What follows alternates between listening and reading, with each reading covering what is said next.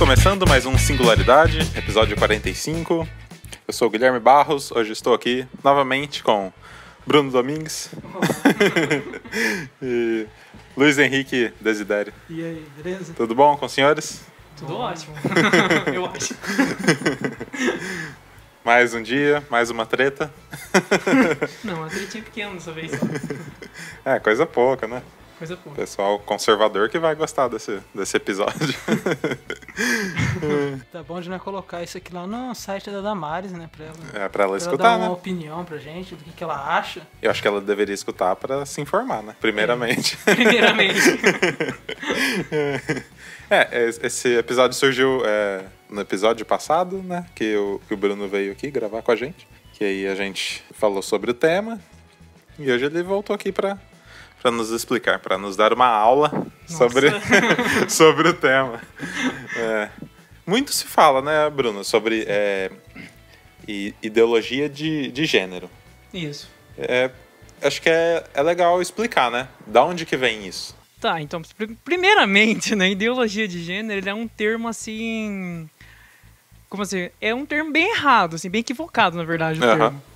Porque é um termo que eles estão utilizando, acho que o pessoal da oposição, vamos dizer assim, eles utilizam para falar do que seria, na verdade, relações de gênero e sexualidade. Então, um termo mais adequado seria relações de gênero e sexualidade, não ideologia de gênero.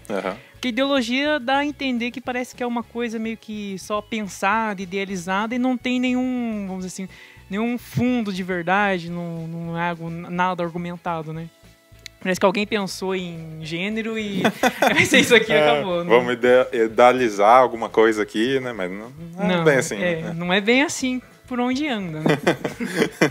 Sim. Acho que é importante você explicar também. Gênero, né? Qual que é a definição? De gênero, né? Vamos lá. Antes de falar de gênero, é interessante as pessoas entenderem o que é sexo biológico e gênero. Então o pessoal às vezes confunde o sexo biológico com o gênero. O sexo biológico é aquilo quando você nasce, né? Ou você vai nascer macho ou fêmea, né? O pessoal que gosta de deixar um pouco mais bonitinho pro ser humano, né? Então você nasce do sexo masculino ou do sexo feminino. Certo. Esse é sexo. Você nasceu, você tem os órgãos que são masculinos ou femininos. E acontece com você ter os dois órgãos ou, né, ter algo parecido com dois órgãos. São os intersexuais, né? Que existem, né? Hoje, né, vamos dizer assim, o pessoal reconhece que existe esse tipo de pessoa. Que antigamente o pessoal chamava de hermafrodita, né?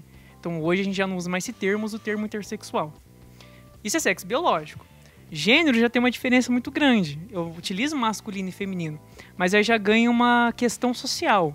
Então a construção do gênero, como que é um menino, como é uma menina, é totalmente cultural. Ou seja, como que a sociedade enxerga o que seria um menino, como seria um menino. Desde a forma de falar, desde a forma de agir, desde a forma de vestir. Então isso é gênero, uma construção, não é algo nascido. Você não nasce com um gênero pronto. Nasceu já o menininho ali de shortinho, de camiseta, de boné, a menininha de vestidinho. Isso não existe, então isso é gênero. Então a diferença, o sexo biológico, você nasceu, e o gênero é aquela construção social em cima de um jeito de ser, de um jeito de agir dentro da sociedade. Aí as pessoas se identificam ou não com um certo gênero. Sim, que aí é a questão da identidade de gênero. Então você nasceu, né? Você nasceu lá, ou você nasceu macho, ou você nasceu fêmea, ou você nasceu intersexual. E depois, com o desenvolvimento da sua sexualidade, da sexualidade de cada indivíduo, ele vai ao longo desenvolvendo também o seu gênero. Também é interessante a pessoa entender que gênero é algo pronto ali, né? Algo estático, né? É aquilo, acabou.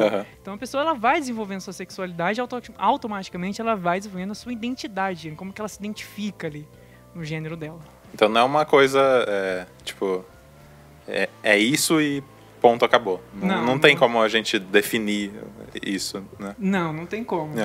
É uma coisa mais aberta e que cada indivíduo tem a experiência de um modo diferente, né? Sim, a experiência que ela vai ter culturalmente, ou ela vai ter com seus próprios recursos biológicos, né? Claro, com certeza. Também com a psicologia, ou seja, o psicológico da pessoa, ela vai desenvolvendo isso ao longo do tempo, né? O amadurecimento da sua identidade de gênero. Mas gerou-se uma grande polêmica, né? Porque aí falou, vão ensinar ideologia de gênero nas escolas, né? Sim.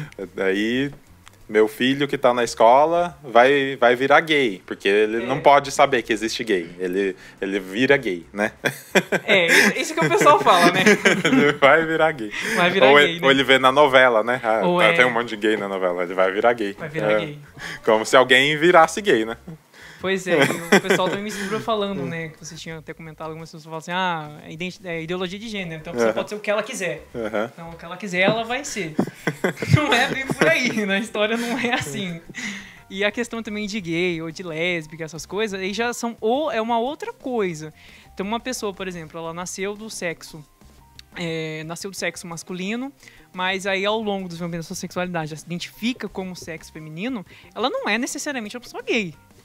Ela é só uma pessoa transexual, mas ela não é uma pessoa necessariamente gay. Ela pode ser gay ou ela pode também não ser gay. Então ela pode se identificar com o sexo oposto, mas pode se relacionar com o mesmo sexo, com o mesmo ou sexo, com sexo diferente. Entendi. Então, não é essa questão também, vou ensinar ideologia de gênero, aí a pessoa ela vai ser gay. Assim. Então as pessoas elas têm essa dificuldade de entender isso, mas também não é tô dando uma aula aqui de identidade de gênero, aí de repente os meninos todos vão se tornar meninas e as meninas todas vão se tornar meninos. Também não é assim. Como eu falei, é um desenvolvimento da sexualidade, então cada indivíduo vai se desenvolvendo. Na escola, a tendência é você dar uma orientação para a criança ela poder entender que não é bem assim igual a pessoa estava falando, né? Nasceu menino, vai ser menino a vida inteira, né? Mas é um assunto muito novo, né? Porque tipo, mesmo na sigla LGBT, que era antigamente, né? Hoje em dia já adicionou-se mais categorias, se eu posso dizer assim.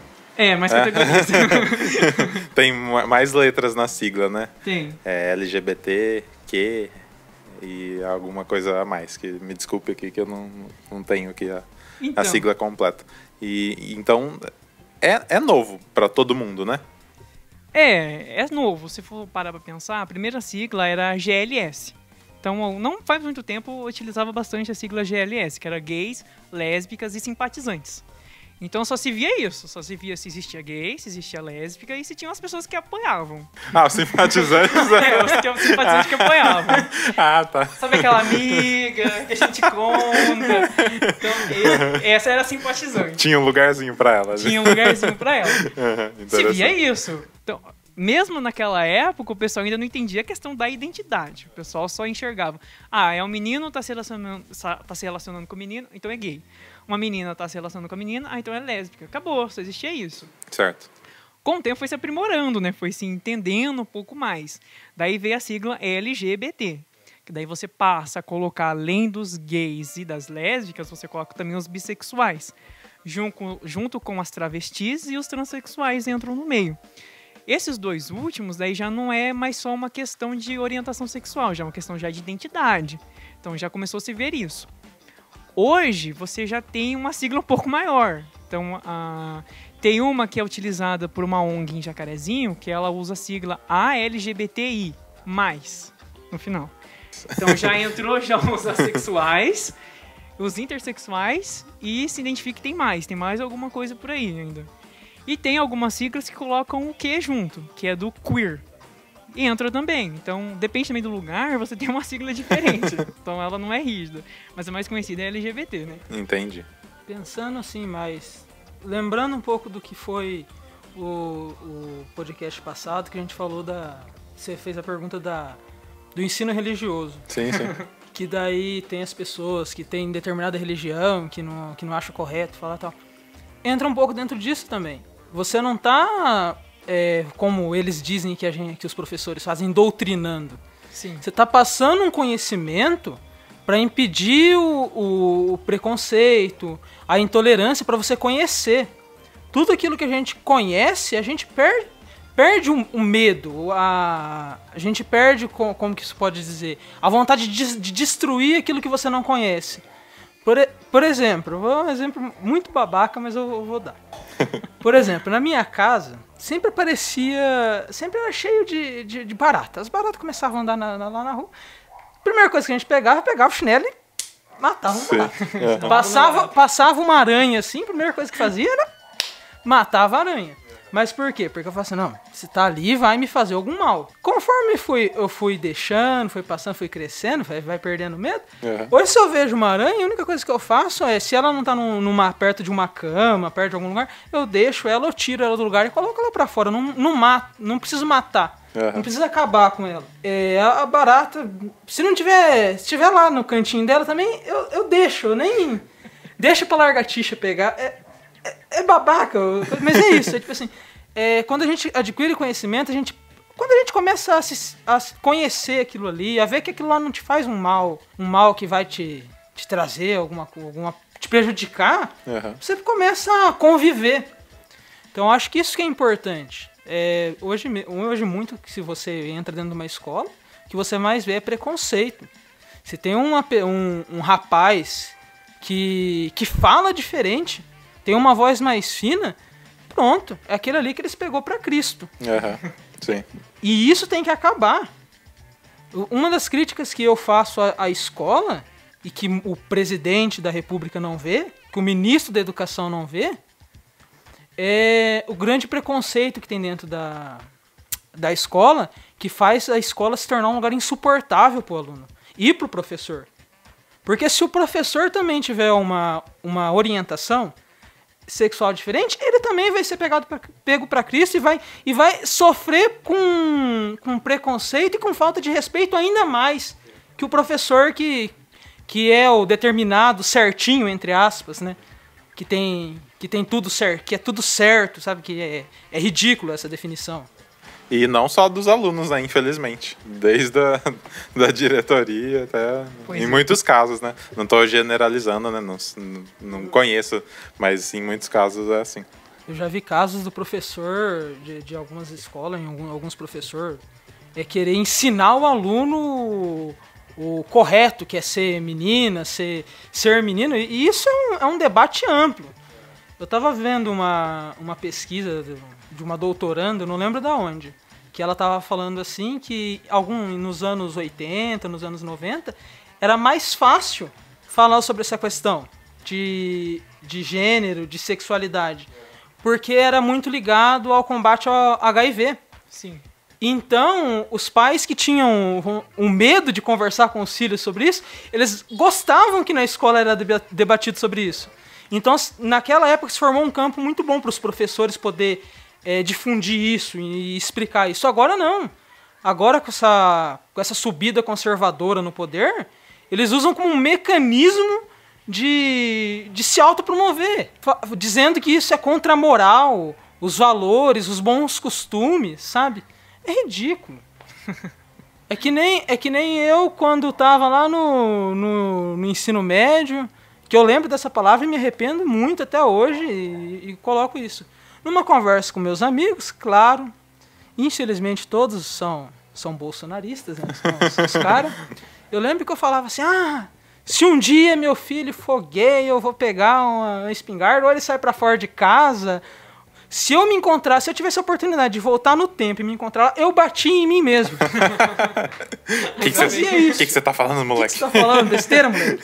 Você tá louco? Mas isso era a minha cabeça ali. E eu nunca tive um debate, eu nunca nem sequer passou pela minha cabeça que tinha aquela pessoa que não era fora do gay, se ele não é homem, não é mulher, é gay. Nunca. Fazer aquela mistura já. Que é isso? Que é isso? Mas será que se eu conhecesse, será que eu não perderia esse conceito? Tanto que quando eu conheci, nossa, parece que minha cabeça se abriu assim quando eu fui pra faculdade, a aula de antropologia que eu tive foi para um combate ao preconceito, a todo o preconceito que eu tinha. Uma vez eu lembro que a professora colocou no slide assim, é você a pessoa que vai impedir a outra pessoa de amar? Pronto. Pronto. Já ganhou pontos com o Luiz. Não precisa falar mais nada. Exatamente. O que o Luiz estava falando, infelizmente as escolas, assim, a maioria, assim, é bem massivo. Como não são todas, claro, uma ou outra faz um trabalho diferenciado. Mas a maioria ainda trabalha em sistema antigo, assim, sistema que é binário, que a gente chama. Ou seja, só existe o homem e só existe a mulher. a própria escola já proporciona um ambiente para você entender bem isso. O que é homem, isso é homem. Homem faz isso é mulher, mulher faz isso. Não criticando também algumas coisas. Por exemplo, na aula de educação física, muitas professoras e professores, eles sempre já fazem aquela separação antiga, né? Meninas vão jogar tal coisa, meninos vão jogar tal coisa. Né? Ou a atividade em sala de aula que não seja educação física. Algumas professoras e professores fazem. Essas atividades vão ser diferenciadas para meninos e essas vão ser diferenciadas para as meninas. Então, você acaba entendendo, isso cria no imaginário da criança, ou seja, do adolescente. Opa, então, se eu nasci assim, então eu vou ser só isso. Eu vou fazer aquela atividade menina, vou me tornar menino, vou me tornar homem. E as meninas, não, essa é a atividade menina, vou me tornar menina e é isso que faz. Inclusive, antigamente, a escola servia para isso também. Ela ensinava como era ser um homem na sociedade, como era ser uma mulher na sociedade.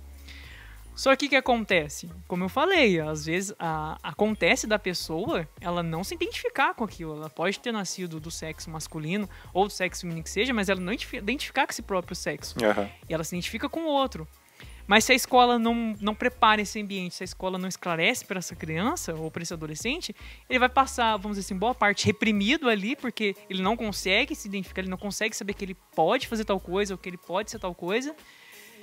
E os outros que estão à volta também não conseguem entender o que é esse universo, porque não chegou até ele não teve informação, não teve conhecimento daquilo, né? Infelizmente isso acontece nas escolas até hoje, então a gente ainda faz isso. Aí, poxa, não deveria, né?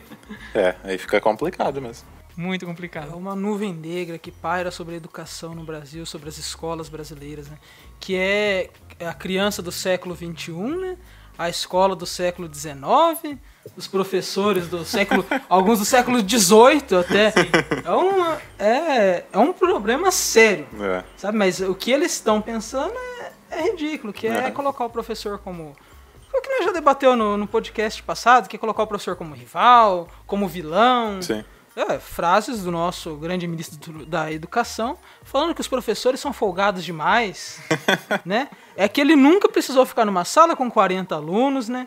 É que ele nunca ele precisou levar trabalho para casa, eu acho, né? Para fazer em casa. Não, né? Porque a hora de atividade ela é suficiente. Com certeza. Você consegue fazer em Por isso mesmo que eles querem acabar com esse negócio de hora de atividade, né? Quanto menor for, melhor. Pra que planejamento, né? Pra quê? Você não precisa, não é necessário. Agora eu fico pensando assim, como que a criança ou adolescente, né, faz pra se identificar num contexto assim? Porque, tipo, ela nunca teve nenhuma instrução. Sim. Ninguém chegou pra conversar, acontece assim, assim, assim. Então, se ela sente que ela é diferente, como que ela se encaixa nisso tudo, entendeu? Aí que tá, olha a dificuldade que você cria pra uma pessoa dessa, pra um indivíduo desse. Porque provavelmente ela vai se sentir diferente, isso acontece com todo mundo que faz parte do pessoal LGBT. E ela não vai ser difícil encontrar uma referência. Então se a gente não tem uma referência, a gente não sabe pra onde ir também, né? Como é que eu vou me trabalhar? Então ela acaba tendo que se trabalhar sozinha e provavelmente ela vai perceber, por exemplo, um menino que nasceu menino vai se identificar como menino, ele se identifica como menina. Então ele sabe que ele vai olhar para aquele vestimento, vai olhar para aquele comportamento da menina e ele fala assim, poxa, mas parece que eu sou assim também. Então, às vezes, ou ele acaba se reprimindo e não fazendo, ou deixa para posterior, para depois da fase da escola, quando ele se torna adulto. Isso acontece também depois ele, vamos dizer assim, aquela frase, sair do armário, né? Então, às vezes, sai do armário depois da fase adulta, porque, infelizmente, na fase de adolescência e de como criança, é muito complicado. Não teve a oportunidade. Pois é, eu mesmo, na escola, que eu fui ter contato com uma pessoa que era do meio LGBT, assim, assumida, uma só no colégio, então, durante o fundamental, que, inclusive, é uma pessoa travesti. Então, ela estava fazendo o processo de transição na escola e foi a única pessoa que eu vi. E homossexuais na escola também. Depois que eu saí da escola, depois que eu já estava na faculdade, eu descobri que na minha turma tinha 2 pessoas que eram LGBT, assim, eu não sabia, né? Porque a gente fica naquela, poxa, eu sou diferente, mas se eu falar que eu sou diferente aqui, será que... Como é que vai ser a recepção das pessoas? Como é que elas vão encarar? É complicado. O medo de ser reprimido, né? Pensando nesse lado, assim, eu vejo também que muitas pessoas se acabam se identificando com com astros da música. Dou um exemplo, a Lady Gaga, que sempre toca nesse assunto, né? Sim. Eu acredito que eles eles vão mais pra esse lado. Eu acho que eles... Não posso falar tanto, mas eu acho que eles tentam achar algum lugar para se identificar. Mas é claro que o medo de ser reprimido dentro da própria família. Eu fico pensando, eu me coloco no lugar. Se eu passasse por esse caso, eu acredito que a pessoa deve se sentir triste dentro de casa e sai pra fora, também se sente magoada, se sente triste e acaba passando por aquela, nossa, mas é eu que tô errado? Sabe? Que minha vida é? É eu que tô errado, eu tenho que mudar? Tanto que casos de pessoas que tentam mudar, não deveriam, mas tentam, sabe? Porque elas não se identificam na escola, não se identificam em lugar nenhum. Sim. Aí tentam a mudança, mas impossível, eu devo estar errado, sabe? E não, sabe? Eu acho que a gente tem que partir da liberdade. Se a pessoa quer, se a pessoa sente, é da liberdade da pessoa. Agora, muita pessoa metendo a colher onde não deve, né? E não metendo a colher onde deveria, né? Por exemplo, sim, o caso das mulheres, que tem maridos que praticamente não deixam as mulheres sair, que são dominadores. Minha propriedade. O gênero, eu acho que também entra um pouco também no feminino e no masculino, né? Por exemplo, o caso feminista, sim, o machismo, entra nisso também, não entra? Com certeza, ué.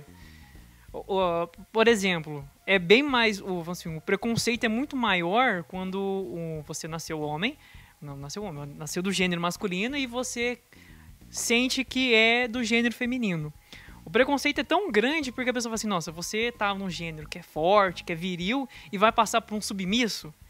Então, acho que o preconceito já brota daí também. Por exemplo, você tá no viril e vai pro submisso, o que você tem na cabeça, entendeu? Então, uma parte da população, uma parte das pessoas pensam nisso ainda, que a mulher é aquele sexo frágil, que ela não, né, tem que estar sempre com cuidado do homem, né? Vocês estão muito enganados, meus queridos. Muito enganado. E o pessoal também não consegue entender o que é sexualidade. Às vezes a grande dificuldade das pessoas enxergarem é a sexualidade, porque ainda as pessoas estão presas nessa ideia binária. Elas não conseguem entender que entre o masculino também e entre o feminino são várias coisas que tem naquele meio ali. Porque, por exemplo, o ser masculino, como é que você define o ser masculino? O que é ser homem? Então, é uma coisa muito abstrata o que é ser homem. E não é todo mundo igual. Por exemplo, o Luiz é homem de um jeito, eu sou homem de um jeito, o Guilherme é um homem de um jeito. Cada homem tem o seu jeito de ser homem. E tem pessoas que não se identificam nesse jeito de ser homem e também não se identificam com o jeito de ser mulher. Isso acontece também. Por que é ser mulher? Também é diferente. Nem todo mundo tem essa questão. E o pessoal liga também muito a sexualidade com a parte do sexo. Acha que é só sexo, acha que é só isso. Só prazer, né? A grande dificuldade da igreja também é isso, porque o pessoal da igreja pensa que é prazer. Então a pessoa tá ficando com o do mesmo sexo porque ela tá querendo, né, como é que fala aquela palavra lá? Tem uma palavra específica, né, para aquele tipo de coisa, né? Aquela libertinagem com aquela pessoa ali. E esquece que tem um afetivo, que a sexualidade tem um afetivo, tem um lado da pessoa. Ela gosta, ela ama, existe isso também. Mas o pessoal não entende, não consegue ver a própria sexualidade também. Pros machões de plantão aí, vi uma pesquisa hoje, não lembro de qual, mas falando que as lésbicas, elas têm muito mais eficácia em conseguir orgasmos nas mulheres do que os homens. Olha aí. Assim, só um recadinho, assim, pra quem se acha o bonzão e se identifica como o machão que consegue tudo. Tá aí. O machão. Fica aí detalhe, a dica, né? Um detalhe. Fica aí a dica. Fica a dica. Você falou de uma pessoa na escola, né, que se identificou como travesti, né? Sim. Eu também lembro, na época que eu estudava, de uma pessoa travesti, e essa pessoa era passada como uma pessoa completamente louca. Sim, infelizmente. E todo mundo achava normal dar risada dessa pessoa. Sim. Né? É muito estranho isso. Você pega, por exemplo, se você retornar alguns anos, se tinha na Organização Mundial da Saúde que a homossexualidade, só existia a palavra homossexualidade, né? A homossexualidade, ela era uma doença. Você tinha um problema psicológico. Então, se você tinha um problema psicológico, você era uma pessoa... Você não estava bem, então você precisava de um tratamento. Isso já foi oficial. Isso foi oficial, Aham. isso existia. Inclusive, existia tratamento oficial para reparação do sexo, que eles chamam. Então, nem existia a palavra gênero ainda, né? Era reparação do sexo. Agora, você chegar assim você tem já esse passado, que você já era tratado como uma pessoa que tinha problema psicológico. Isso a Organização Mundial, depois ela voltou atrás, ela entendeu que não era isso. Mas fica aquela ideia. Sim. Fica aquilo. Se a pessoa ela não tá agindo normal, né, que eles chamam. Eles colocam uma normalidade, como se existisse uma normalidade. E essa pessoa tá fugindo, então ela não tá bem. Ela tá desequilibrada, ela tem algum problema psicológico. Então a gente traz esses traços com a gente. E é onde aumenta também o preconceito para essas pessoas. Principalmente quando são transexuais e travestis.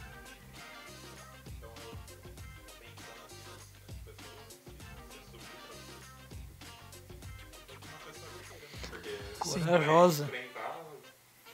Todo mundo, né? E ela, acredito eu, que nunca... Uma pessoa deve ter chegado nela e falar, não, é isso aí mesmo, faz o que você quiser, né? Eu acredito que não. É muito mais homem que muito homem por aí, né? Exatamente. Tem esse conceito de ser homem, né? De ser o corajoso, o destemido, né? O Luiz falou de como ele era, né, na infância e tal. Aí eu fazendo essa autoanálise, né? Eu no ensino médio, eu era uma pessoa também muito conservadora. Mas aí eu nunca tinha parado para pensar, né? Me colocar no lugar dessa outra pessoa e refletir. Mas por que eu sou assim, né? Que eu penso desse jeito. Então eu nunca tinha parado para fazer essa reflexão. E quando você começa a refletir, fala, não faz sentido, né? O que eu tô pensando aqui não tá de acordo com a realidade, né? Então é um negócio para você refletir mesmo. É incentivado por muitos professores. Eu lembro que tinha uma professora no meu fundamental que cantava direto dentro da sala. Aquela música, Maria Sapatão, sabe? Eu lembrei de uma. Deve ser a mesma professora. Tipo assim, os próprios professores, sabe? Passam, tem esse preconceito também, tem essa ideia que era passada até algum tempo, de que não era normal, sabe? Mas eu também questiono um pouco esse ser normal, esse querer igualdade. Eu discordo e discordo muito daquele somos todos iguais. Eu discordo, somos todos diferentes. Ponto. Respeitamos a diferença do outro. É isso, eu não concordo com somos todos iguais. Eu não sou igual a ninguém. E ninguém é igual a mim. Eu tenho meus desejos, tenho meus sonhos, tenho o meu jeito de ser, então é minha diferença. E quero que todos respeitem a minha diferença.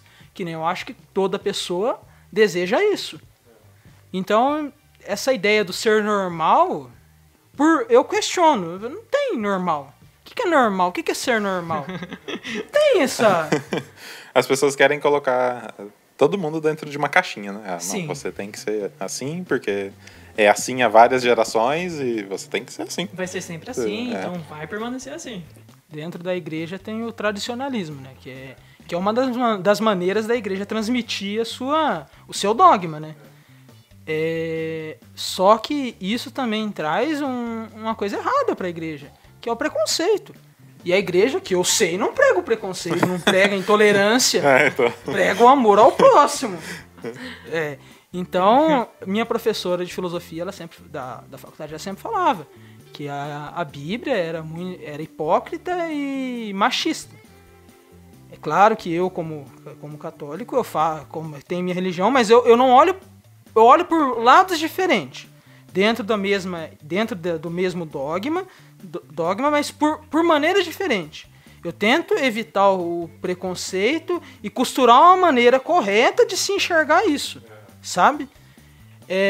Eu não lembro, era um lutador de wrestling que ele colocou assim que ele falava assim que para ele Deus perdoaria todos os homossexuais, porque era um sentimento, era uma pessoa, e porque se Deus também perdoa aquelas pessoas que cometem crimes terríveis, se as pessoas se arrependerem, se as pessoas mudarem a sua ideia, se ele perdoa essas pessoas e amam, por que ele não vai perdoar?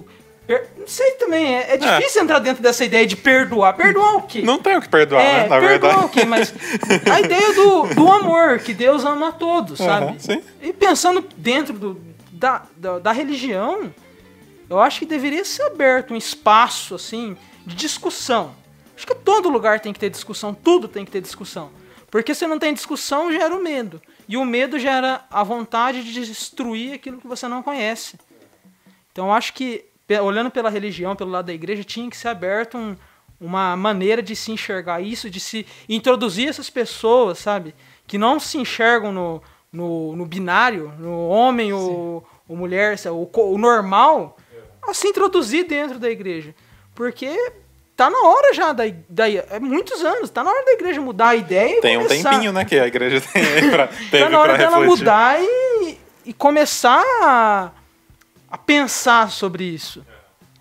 E introduzir isso na tradição também, que é daí para ser transmitida através dos tempos. Já que é uma instituição que prega por tradição, por que não ter uma tradição boa, então? Por que não retirar esse preconceito que vem de anos e anos e anos e anos e anos? Então, é complicado. Super complicado. Mas a gente deveria pensar sobre isso e exigir isso das igrejas também. Mas só que é aquela máxima, né? Que tá na igreja, tá certo, a gente tem que escutar, a gente tem que obedecer. Só então, tem que falar amém se tá abaixa a falando cabeça. isso, e pronto. Eu discordo também, acho que a gente tem que questionar, tem que ter aquela ideia. É isso? É isso. Não é isso? Não é isso. Se eu tô errado, eu mudo. É o que a gente falou no episódio passado. É. Você tem que questionar tudo. Sim. Você não tem que colocar nada num pedestal inatingível que você não possa questionar. Não, você pode questionar. Você tem suas dúvidas. Eu acho que a igreja tem muito disso, né? Eu não posso abrir para perguntas aqui porque, sei lá, talvez a Bíblia não vá responder todas as minhas questões, mas eu acho que tá tudo bem, né? É um texto que foi escrito há muito tempo atrás e tá desatualizado. E você não tem que se prender àquilo. Mas tem a máxima que é o que Jesus pregou, né? Que aquilo lá não vai ficar velho nunca, né? Que é o amor, né? Então, eu acho que tem que ter esse diálogo, sim. Na verdade, nem a própria Bíblia ela é quadradinha. Conforme cada leitura que você faz dela, você pode tirar uma mensagem diferente. Exatamente. Sabe? Não é esse negócio tão quadrado que as pessoas falam, sabe? Na Bíblia tá falando isso, é desse jeito.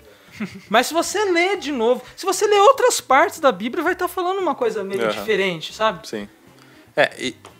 Isso também eu acho que é um problema. Não que seja um problema você tirar o proveito daquilo. Dar o poder aos líderes religiosos é levar isso completamente para um lado errado, né? Você lê uma coisa ali e transmite só o que você quer para os seus fiéis. Isso eu acho muito perigoso. Perigoso é sim. Mas aí tem que entrar dentro da máxima do fiel. Eu sou fiel? Eu não sou fiel ao pastor. Eu não sou fiel ao padre. Eu não sou fiel àquilo que ele está falando. Eu sou fiel a Deus. Exatamente. Minha fé é em Deus. Nossa, mas aquilo que o pastor ou que o padre está falando é muito ridículo. Ah, não, mas o padre, o pastor está falando. Mas é ridículo. Mas se ele está falando, é isso. Exatamente. Então tá na hora de começar a questionar também o que o padre está falando, o que o pastor está falando. Exatamente. Isso não é você ser contra a igreja. Isso é você querer um conhecimento, uma melhora daquilo que está sendo falado ali na frente. Nada pode ser considerado verdade plena. Nada. O que é a verdade? O que é a verdade? O que é verdade? Nós de novo aqui, ó.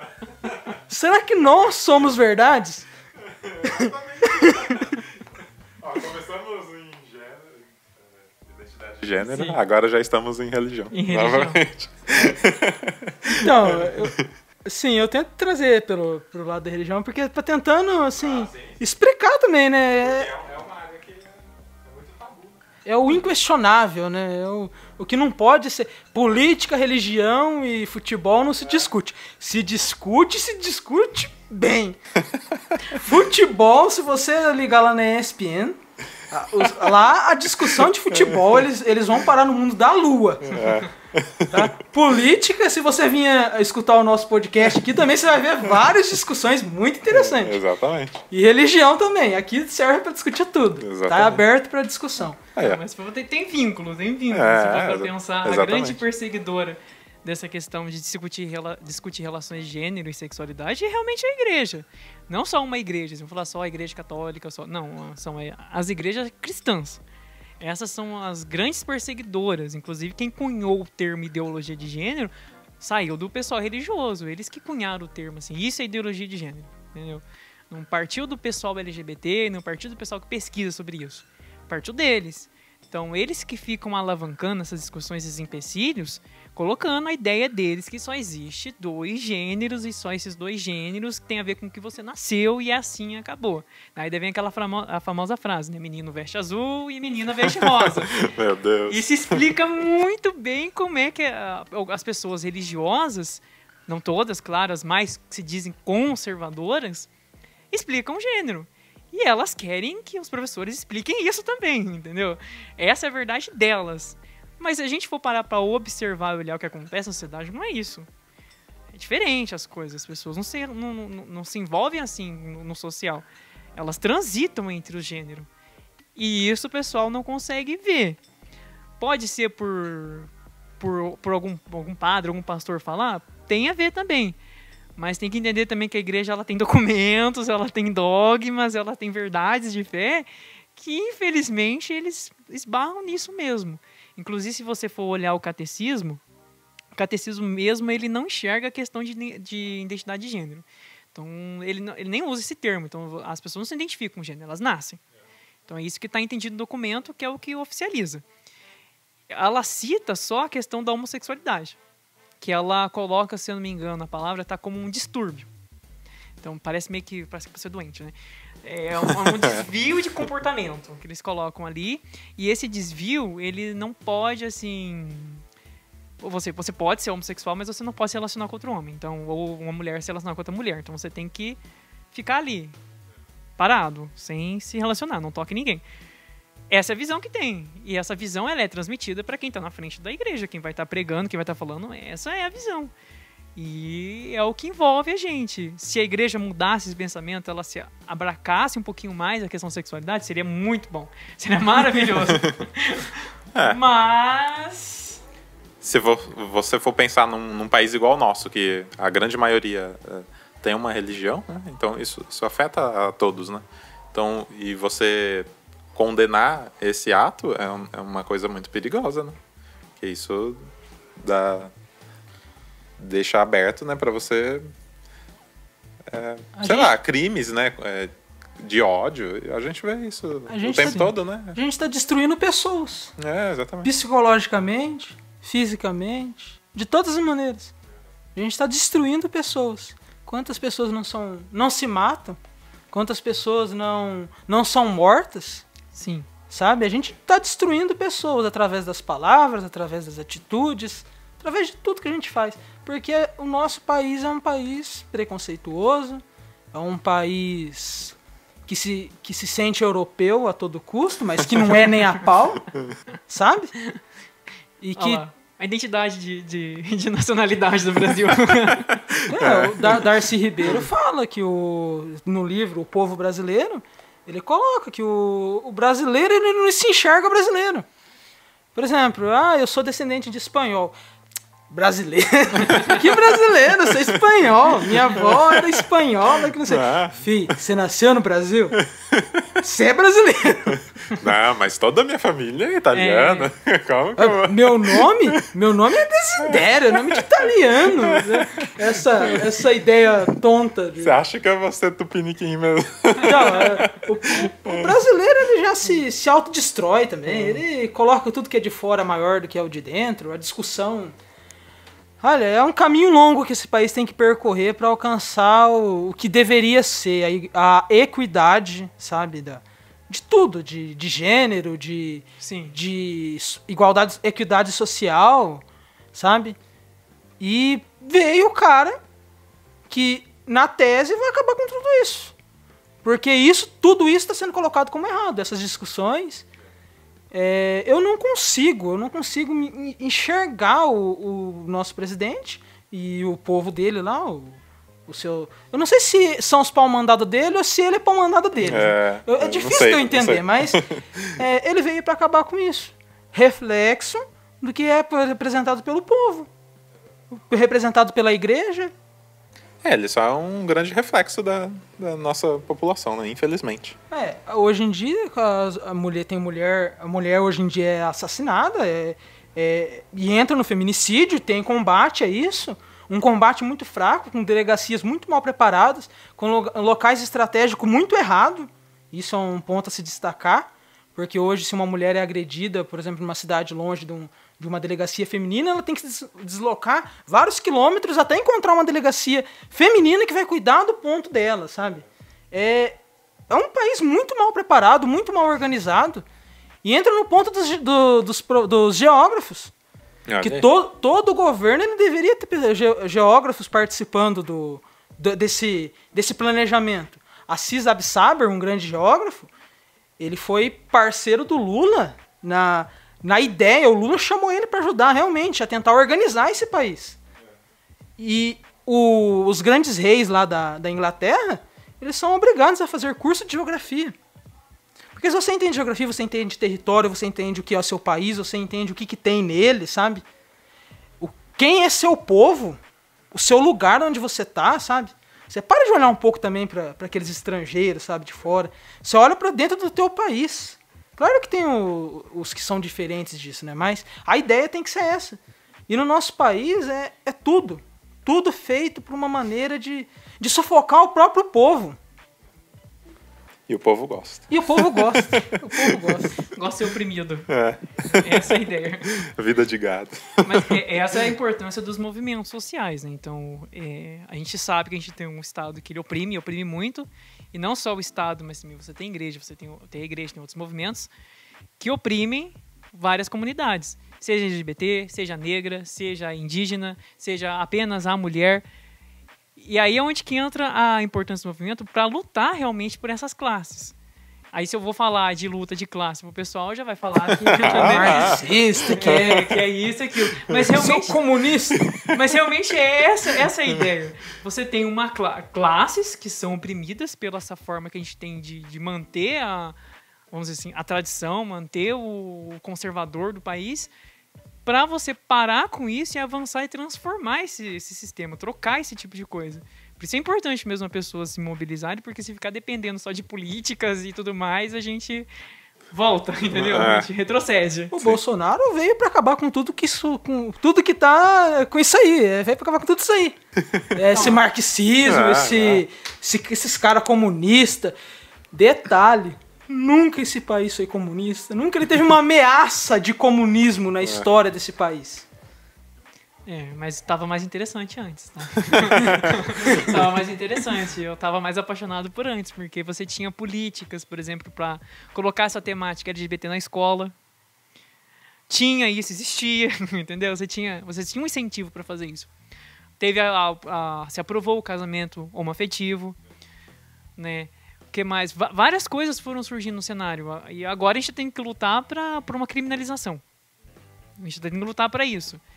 E tá difícil ainda. Então, mas são coisas que a gente conseguiu no passado e a gente não tem certeza se a gente vai conseguir manter agora no futuro. A gente tá com um futuro meio receoso, né? Mas vamos mobilizar, né? Esperamos que todas essas promessas aí não passem de reclamações no Twitter, né, do presidente, né? Que ele só fique reclamando lá, mas que mantenha os direitos aí da população. A gente espera. Minha professora tem o costume... Minha professora, ela é confiante com o governo Bolsonaro. Sabe por quê? Ela falava assim, pensando bem no MST, que o MST, na época do Fernando Henrique Cardoso, foi a época que ele mais conseguiu assentar pessoas em terras. Por quê? Porque o MST lutava. O MST morria, o FHC mandava os soldados dele para acabar com isso, mandava. Só que o MST conseguia. O MST lutava, eles iam atrás. No governo Lula e no governo Dilma, esse número diminuiu. Porque eles eram a situação. E o Lula ele conseguia levar muito bem isso, de prometer e não dar, prometer e não dar. Porque isso também tem que ser destacado. Sim. Ele não é o anjo que salvou esse... Ele conseguiu representar melhor.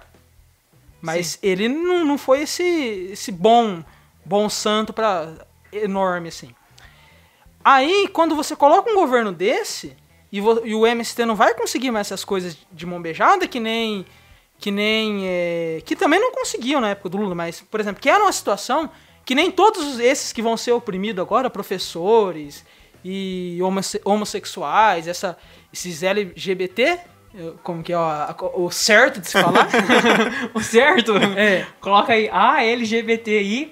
Isso, a maneira certa de se falar. E essas pessoas, né, com esse governo, eles vão ter que lutar. Eles vão ter que buscar coisas pra si, vão ter que buscar o seu espaço. E isso vai acabar causando conflito? Com certeza, já tá causando, mesmo antes do cara ser eleito, já tinha. Sim, muito. Então, tira da acomodação e faz as pessoas lutar. Então, é um ponto também que me deixa otimista pra conseguir alavancar. Porque quando foi eleito o presidente Lula na época, também teve luta. E foi conseguido colocar ele no governo para que ele conseguisse representar aquilo que o povo queria. E abriu discussão, abriu políticas públicas para tudo isso. E acho que agora é hora da gente levantar e não aceitar nada do que ele colocar. E sem esse negócio de torcer contra, sabe? Eu tô questionando, eu tô falando, não é que eu tô torcendo contra, mas eu tô torcendo contra. Mas... É igual falaram ali. Se torcesse a favor desse certo, né? Não teria o 7-1 aí, né? Você falou da afetividade. Afetividade. Isso é diferente da sexualidade. Então, a afetividade, ela é vamos dizer assim, ela está dentro da sexualidade. Então, quando eu falo de sexualidade, eu estou abrangendo a questão do prazer, a questão do sexo, mas também eu estou falando da questão afetiva, da relação amorosa entre as pessoas. E isso é um ponto interessante da sexualidade. Ela está dentro, ela é inserida. Então, eu não falo só, quando eu falo de sexualidade, eu não estou falando só de sexo, ou só de afetividade. Estou falando dos dois juntos. Os dois fazem parte. Tem que ser uma coisa combinada ali, as duas coisas juntas. Sim. Entendi. Não dá pra você separar. Não. Entendi. Mas algumas pessoas veem separado, né? Eles entendem como sexualidade fosse nome de sexo. É só prazer. Acabou. Não tem mais nada disso. Uhum. Mas não, a gente tem que mudar essa visão e ver sexualidade como uma coisa atrelada também à afetividade.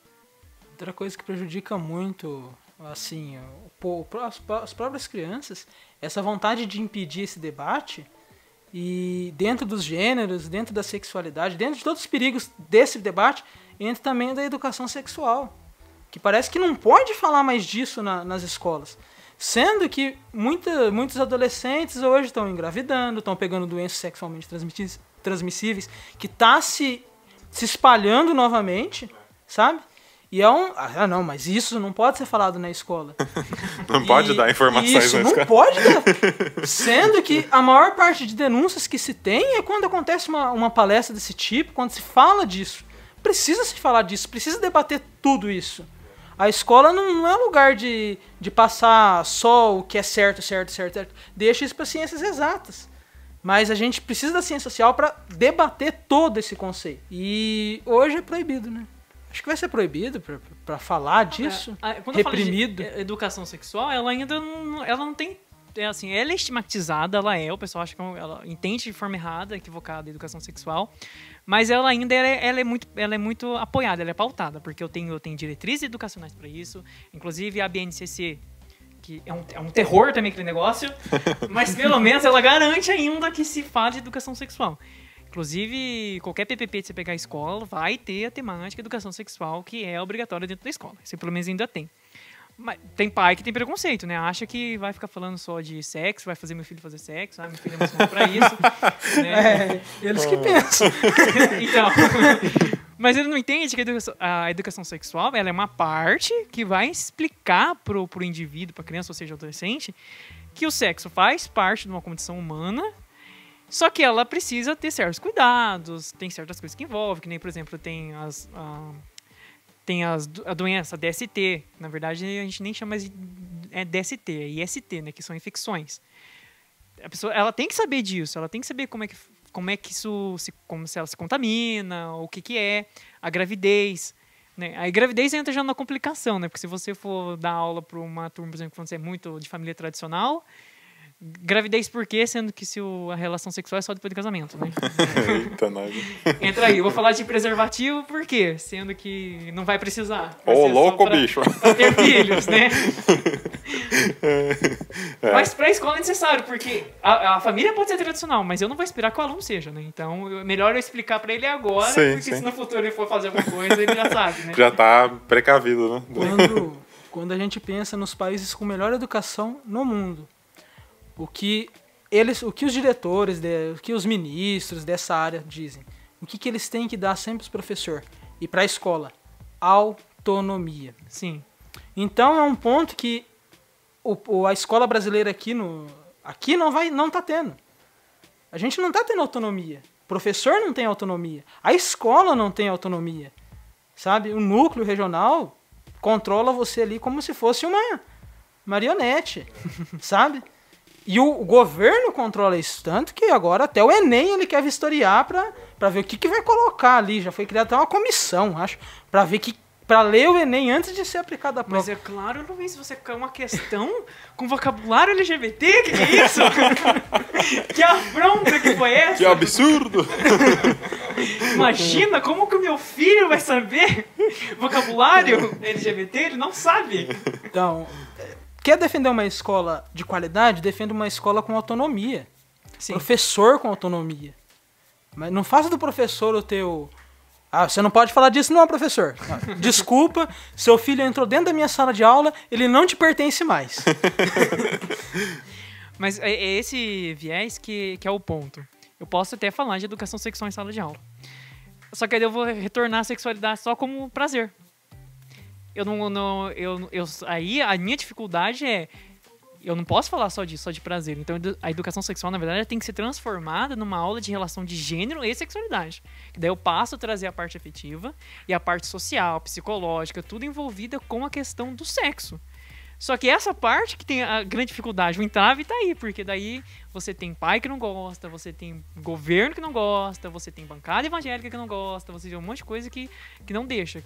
Me deixa falar sobre educação sexual, mas não me deixa falar sobre a sexualidade como um todo. Completa. Isso não pode.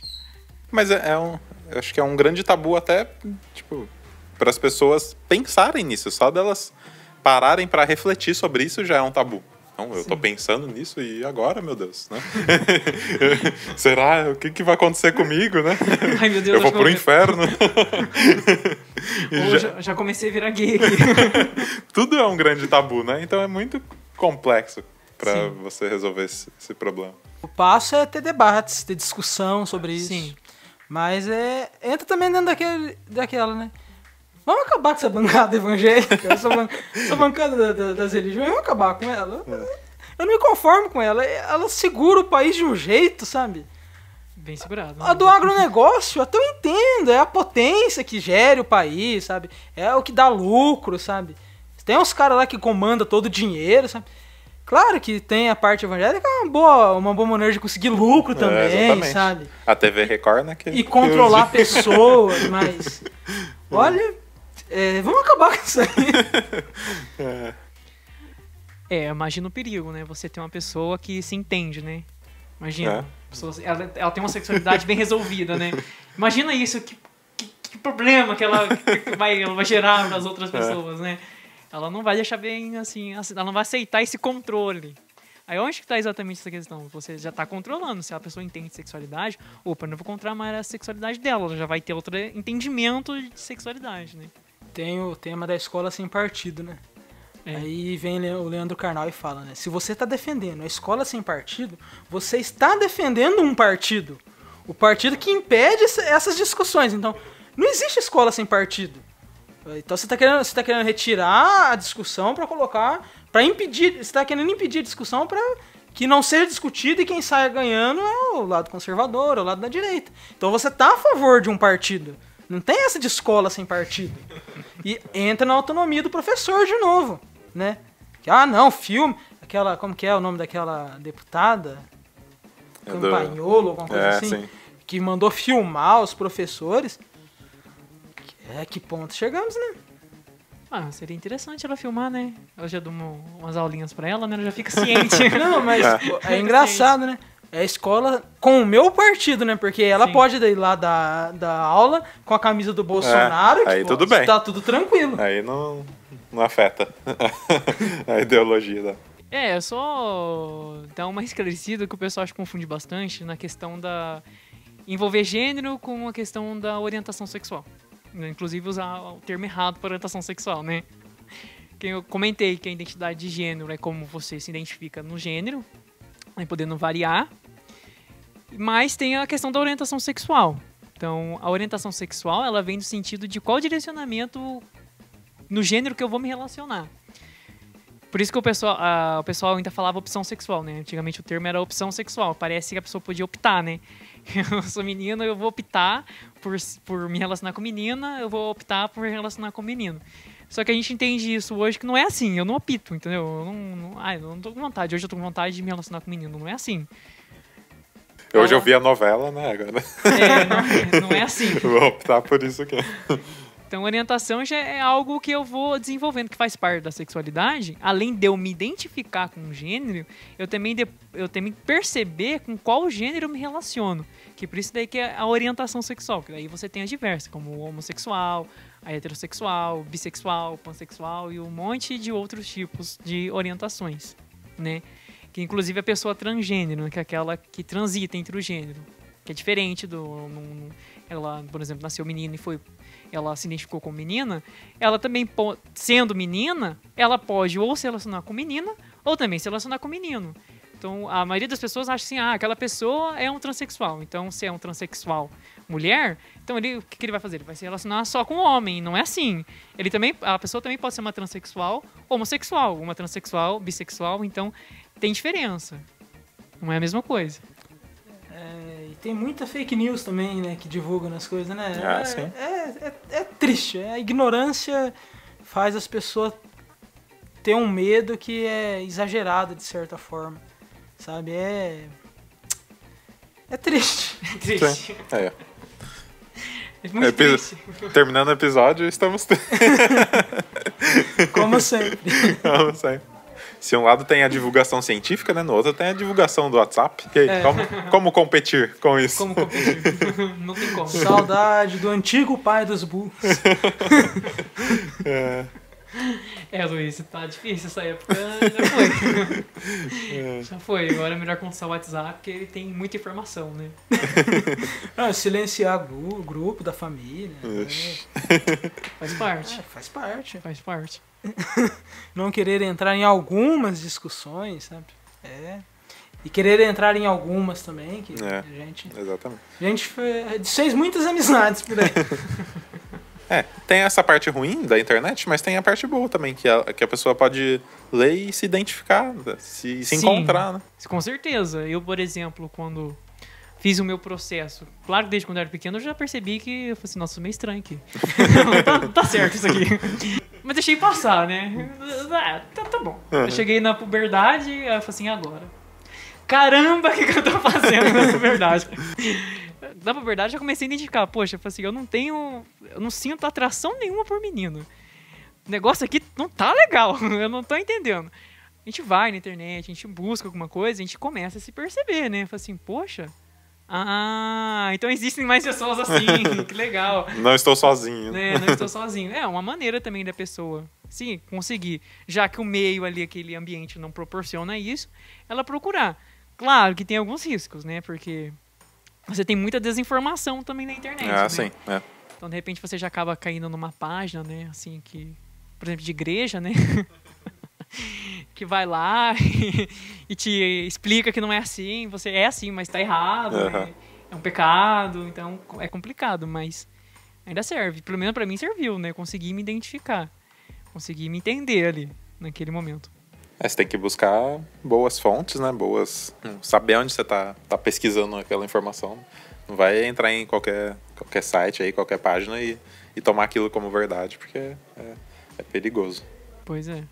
importante ter uma divulgação de pessoas com autoridade que saibam falar sobre isso, sabe?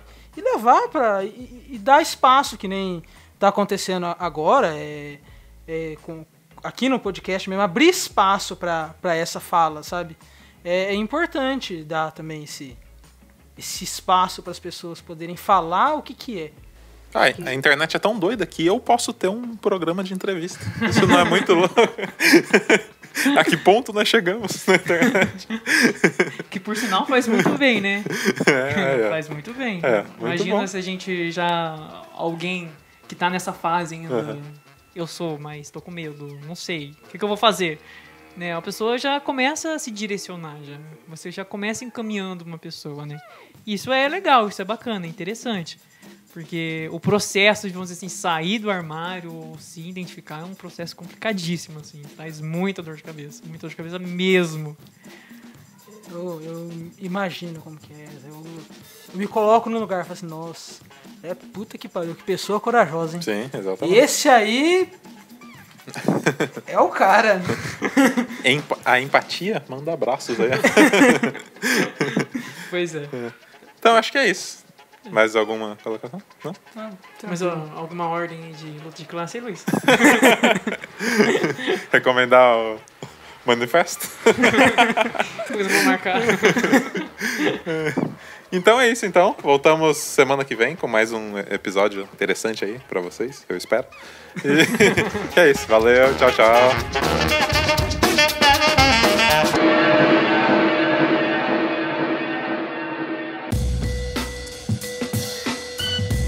Esse podcast é uma realização Lucky Robot.